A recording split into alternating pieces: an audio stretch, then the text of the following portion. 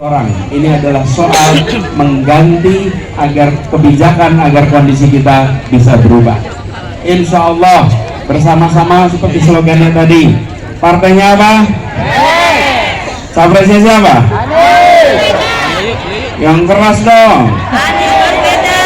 Partainya apa? Yang keras dong. Yang keras.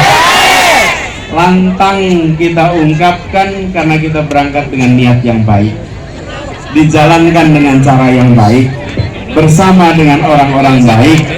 Dan ini ibu dan bapak punya pilihan, duduk di rumah bersantai-santai atau datang ke tempat ini berkumpul bersama untuk mengirimkan pesan perubahan.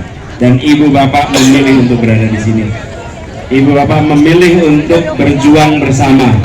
Saya lihat sebagian dari bawa anak ibu bapak sekalian bisa 2023 tahun 2024 ketika Republik ini menentukan arah ke depan. Saya bukan bagian yang menonton di rumah, saya menjadi bagian yang menggerakkan perubahan untuk Indonesia. Ibu bisa bilang pada diri sendiri, nak, ibumu ini bukan penonton, nak, bapak ini bukan dicatat sebagai bagian dari amal saleh bapak sekalian. Insya Allah dengan cara yang seperti ini, niat yang baik bersama orang baik, benar-benar nanti dari Palembang akan dikirimkan pesan perubahan untuk Sumatera Selatan. Yang di Anara, dan itu sangat bermanfaat yang berguna bagi para DCAD dan kader PKS. Untuk tahun 2004 beliau akan menang di 2004, apalagi dengan bertambahnya partai baru dan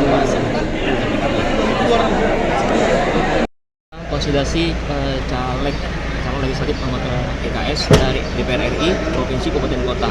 Hadir 540 orang hari ini terdaftar di panitia dari total 700-an, artinya hampir 80% caleg PKS hadir ke konsolidasi ini. Saya yakin salah satunya adalah ingin bertemu dengan capres kita Pak Anies Baswedan. Ini biasanya motivasinya. Nah, lalu yang kedua ini juga adalah bukti bahwa PKS tetap konsisten dengan koalisi dan kami siap untuk memperjuangkan Anies Baswedan sebagai presiden. Seperti itu. Palembang ini kita berharap maksimal ya. Tadi diskusi-diskusi santai dengan kawan-kawan, ya, kita berjuang 80% suara Anies dari masyarakat Palembang untuk Anies Baswedan presiden. Amin. Ya.